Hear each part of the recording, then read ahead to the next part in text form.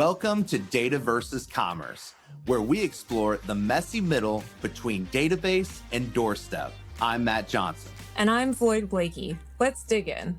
Hey guys, welcome back to Data versus Commerce. We are joined by a special guest, our friend and colleague, Keith Gorney's here. He is our OMS practice director, all things order management, with a really great deep background in both direct to consumer as well as B2B. So we're excited to dive into customer experience and how orders get processed today, what's lacking and where we're heading, in these different industries that we serve. Keith, welcome to the show. I'd love for you to start off by telling us a little bit about who you are and what you do. Sure. Thanks, Matt. I appreciate that. So I have been in the direct-to-consumer, B2B, all things order fulfillment space for 25 years. I started my career at Best Buy and oversaw their entire order management solution. About $10 billion of their annual revenue came through their order management platform. And so this was anything from direct-to-consumer, all B2B sales that they had. It was a very prolific and extended application. Carried that over into a number of consulting roles, spent some time with Urban Outfitters and Free People and Anthropologie in their space as far as direct-to-consumer.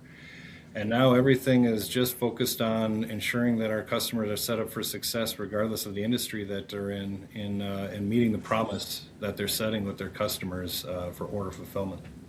Keith, I saw a crazy stat in the last couple of days, and I remember hearing about millennials slowly becoming the largest cohort of B2B decision makers, and I realized that was 11 years ago. So now over 70% of B2B buyers are millennials and Gen Z, which makes me feel old and crusty.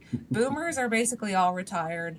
Gen X still a big force in the workplace, often in leadership roles. But if we're talking about the people who are researching the solutions, who are having those initial conversations, who are feeling the pain of basically any business problem, it's really often people who have grown up or later in their lives, like me, were able to buy things online and have that be a super seamless type of experience. So I think there's an expectation now that it should be as easy to buy from a manufacturer or distributor as it is to buy something from Amazon. So I want to unpack with you how true that is, and if B2B can get to where B2C is in terms of making that kind of purchase process easy peasy, at least from the outside looking in. Yeah, and I think we're seeing a lot of that in this space. So what you're seeing is those expectations of the ability to navigate, find, buy, trust, and get come to fruition in a accelerated manner, and frustration when you can't. And so it's incumbent upon manufacturers to understand where their customers are approaching them, whatever channel it is, phone, web, device, it doesn't matter. Salesperson, shoulder to shoulder on a device, it doesn't matter. The expectation is that whatever you're showing and indicating on a screen is the truth. And whenever you can't manifest that through the life cycle, it becomes a huge issue. So don't only consider the finding and the navigating, let's say trying to self-serve, but then also just adding to cart and availability and promise dates, all of that coming to fruition through, it's easy to take an order, right? But when it comes to the execution side, that's where the friction really starts to manifest, is that you gave me a promise, right? And I expect that promise to be met. And when you can't meet it, I'm going to find it somewhere else. And, direct to consumer has been dealing with that since the institution of it. But now B2B has become more prolific and demanding from its customers to accommodate those promises. Yeah, and in B2B, I'm probably not necessarily going to go somewhere else because maybe I'm contracted to buy from this particular supplier, but I'm certainly going to go to a different channel. I'm going to call my rep or I'm going to email, right? Or I'm just going to abandon the digital commerce channel entirely. Because why, right? Like, because there's gaps and I need information, I need it now in B2B context. This isn't something that we can wait on, right? There's a factory line, there's a piece of equipment that's down, right? So order management, I think, is the unsung hero behind what makes really good B2B commerce experiences work. And I don't know about you, Keith, but I feel like adoption really is the most important thing in terms of, using these e-commerce websites. If a customer can't trust what they're seeing and they don't have updates and they have to turn to a phone, I mean, God forbid, like, we millennials, we do not like picking up the phone and calling a rep. Don't make me do it. Exactly. Something's got to give, right? Yeah, and I think you kind of hit the nail on the head, right? Is that I'm going to navigate through around, I have a need. The reason to buy, the reason to purchase, the reason to spend money is to fulfill a need. And, like, these buyers are held accountable to meeting those needs. It's not like they're sitting around wondering what they should spend their money on. They're coming to you for exactly what they need and when they need it. And so being able to not only manifest that through a direct conversation, but also mirror that in any channel that you're executing with your customers has become more the norm and the expectation. And, think about the drain that it does incur for an organization who can't get that right because, they don't trust your website, so they're not going there. You fail once, you fail twice, forget it. They're just going to go down a single path. And usually those are your more expensive paths to go down. So don't manufacturers and distributors, though, kind of already have enough platforms involved in e-commerce? I mean, you can't just connect the storefront to the ERP and hope for the best. Like, why haven't we seen OMS enter that B2B commerce tech stack conversation as much as we have WMS and ERP and things like that? I think it's a matter of fit, right, for an organization, especially, I'll work with companies who have a multitude of banners underneath their brand and, manufacturing. And so each of those is connected to an ERP. But when you start thinking about having to modify or upgrade, right, you're doing it against all of those different ERPs. Your requirements have to be met in each and every one of those ERPs. And so I think from a fitment standpoint, it really comes down to not just necessarily the technology, like, do I have it? It's, do I have the right technology?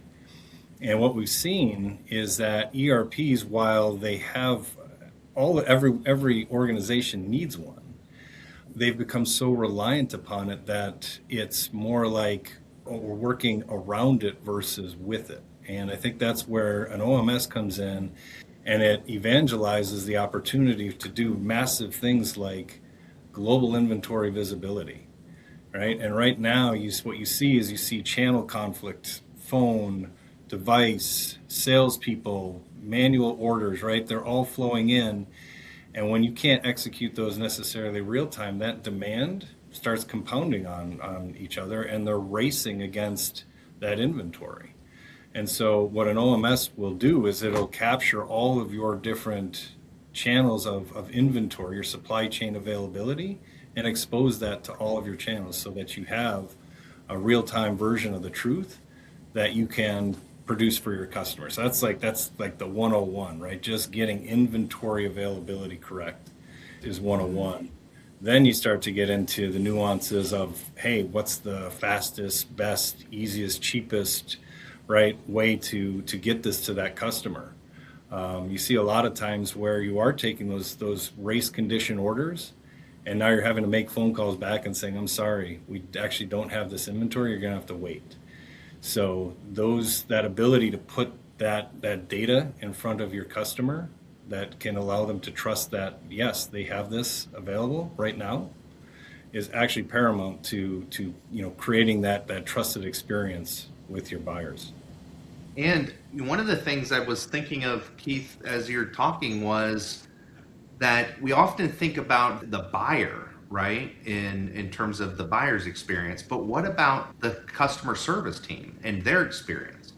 And when you're locked into an ERP system, a legacy platform that has really a lot of limitations around the kind of like real-time data and control around an order that they need, a lot of it requires them to go into these legacy systems, make changes, jump on an email, jump on a phone call, right? There's a lot of back and forth. This isn't the way millennial and Gen Z customer service reps want to work, right? So, and we're living in a world today where, you know, we have the ability to connect different systems that are best of breed at doing certain things into an ERP a lot easier than we ever did. Why not give the team the tools that they actually want to use that are going to help them serve their customers more efficiently, right, and easier for them? I think that, you know, user experience at the sales level matters as well, right?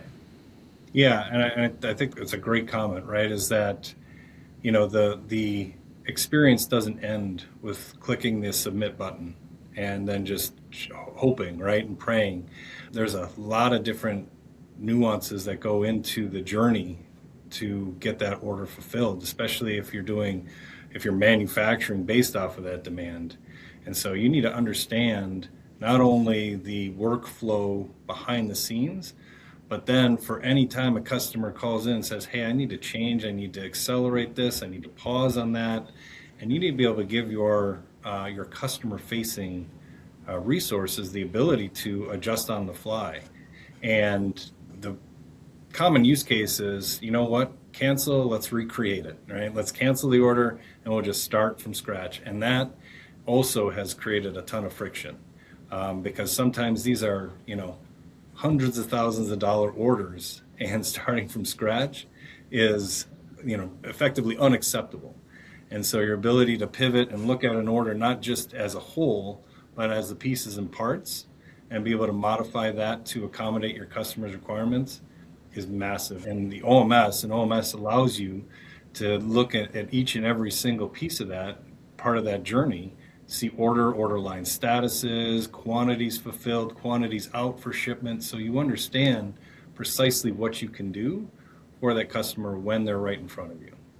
Let's take a step back for a second, though, because I've worked in manufacturing on the marketing side for a long time. I'm a weirdo. I think it's exciting. So I've worked with a lot of manufacturers and distributors where e-commerce makes a lot of sense, right? You're buying components, you're buying widgets, you're buying them at scale. You want to be able to do that in kind of a self-serve way. I've also worked with manufacturers who sell like $20 million industrial automation equipment. So probably we're not going online and buying a $20 million robot with one-click checkout. So how does this conversation extend to manufacturers who sell really complicated, very customized, kind of high dollar figure stuff? Yeah, I think you start with the journey of building, right? And you mentioned it, right? I have to build this out. I have requirements that require pieces and parts, and I have to have an experience that allows me to understand dependencies, right? If I'm buying widget A and widget B together, are they compatible, right? So building out a full-fledged solution really kind of gets back into the data. But even more important, if I have all those components that I'm offering, but they're not available, then I'm actually building out a mechanism for failure. And, you know, there's all sorts of rules that an OMS can manage to say whether or not I can actually fulfill that. And, you know, one of the larger things that I think an OMS does that manufacturing benefits from is it not only understands what you have in stock, but it can also drive the requests to replenish. So if you're out of stock and you're having all this demand come in, it can automatically generate those replenishment requests from wherever it needs to be and navigate it all to a single facility for the component build. So it can merge all of that information on a single order and say, where is all this stuff? Find it all, put it all to the actual assembly location and get it assembled for that customer. So I think that journey is very manual in an ERP world, Where in an OMS, you can set up those rules to say, this is the node that I want to build this in. Now go find the fastest, cheapest, easiest way to get all of this product into this so that we can manufacture it and then deliver it to a customer. You see this with even direct to consumer. I mean, people are buying home theater installation online, but the speakers and the wires and all the components and the television and everything else don't all sit just in a box, right?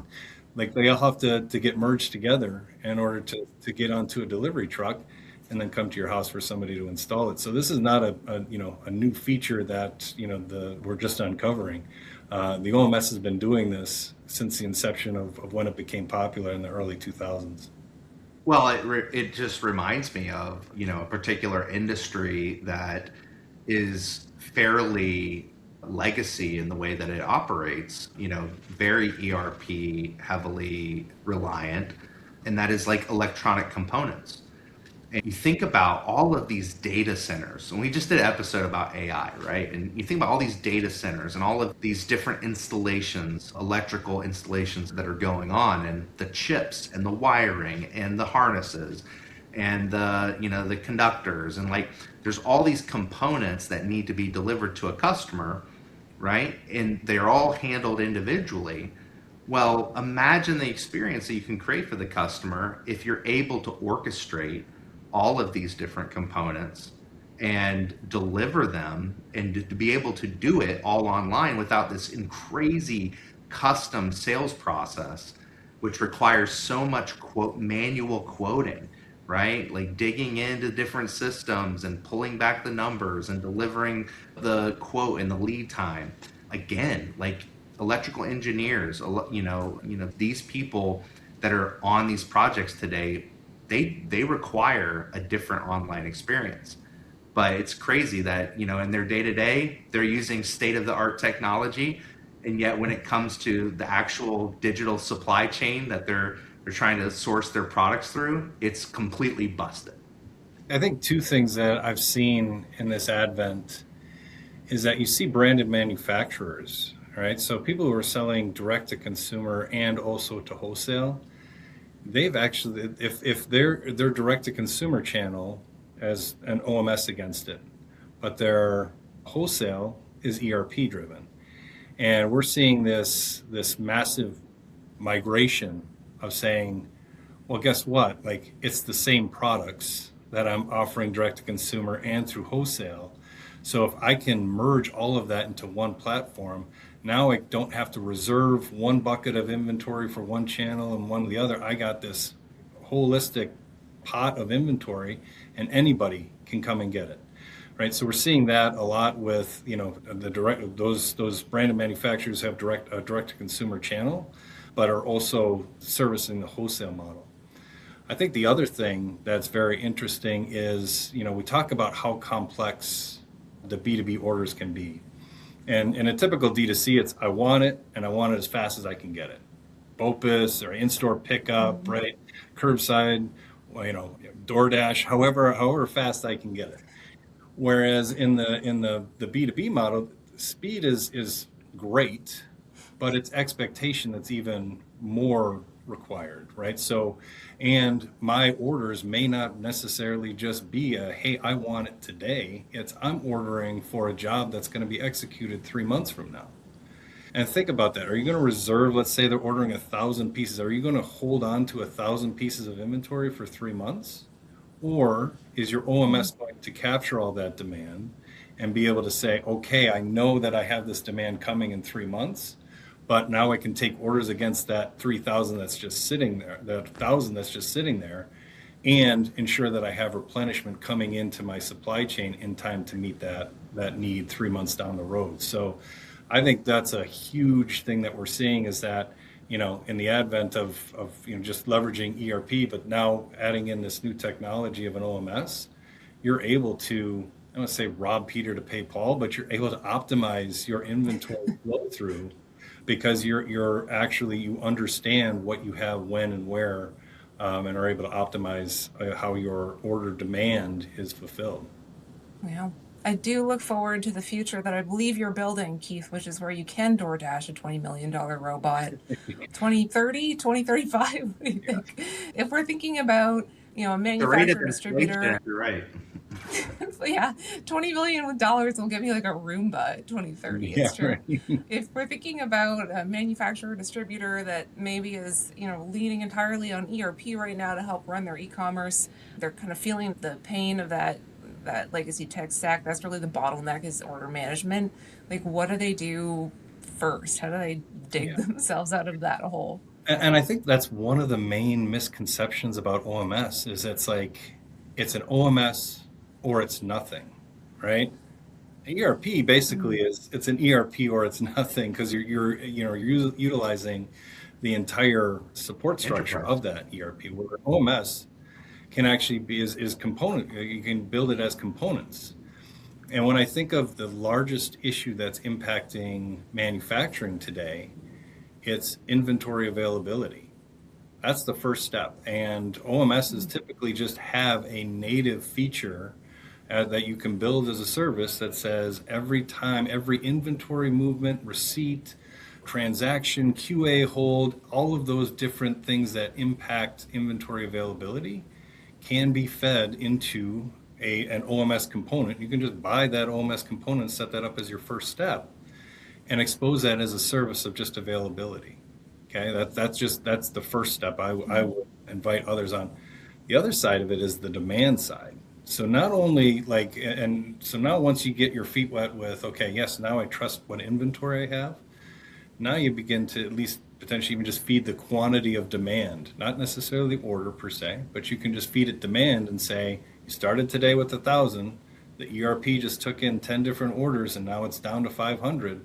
So this service should only be able to promise 500 to every single one of your channels. So you can step your way into this without this huge investment cost and this huge change management of, hey, we got to pull all this stuff out of ERP and it can only exist here. You can migrate your way through this. And even in today's market, it's not, everybody thinks migrations are years. These are not year-long issues. These are months. Like, we've done OMS implementations in 3 months. And it's just a matter of carving out the requirements of exactly what you want to meet. And we can, again, start small. It's a specific channel. It's only phones. It's only these types of customers.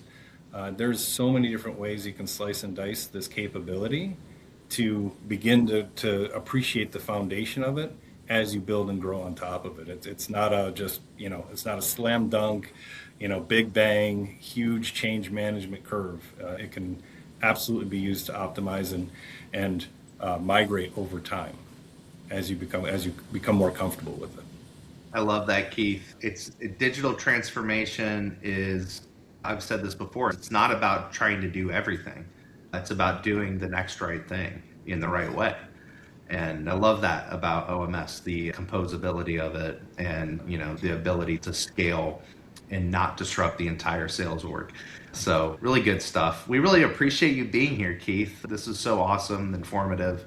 We're looking forward to getting you back on here, and maybe we'll bring a OMS customer. I think that'd be fun. There you go. That would be great. And just to talk about their journey. I mean, I think all of that's relevant, especially as you look at the advent. And I said it before, is this is not like a if. It's kind of more of a when, right? The industry and everybody is looking, and we're seeing so much interest and actual intent to onboard this, that it's becoming a norm, back like we were 20 years ago with direct to consumer. It was, you have to have an OMS. And I think it's taken its time because there wasn't this expectation, right? It was like, okay, yeah, I'll get it to you when I can get it to you. But in today's world, it's becoming more and more of a requirement versus, a nice to have. So I think as we see this momentum, please do reach out and talk with us. We love this. I love the gear. I love the space. I love the process. So we're here for anybody who needs the help. Thanks so much, Keith. All right. Appreciate the Thanks, time, guys. Keith. Talk to you soon. All right. Take care. Bye.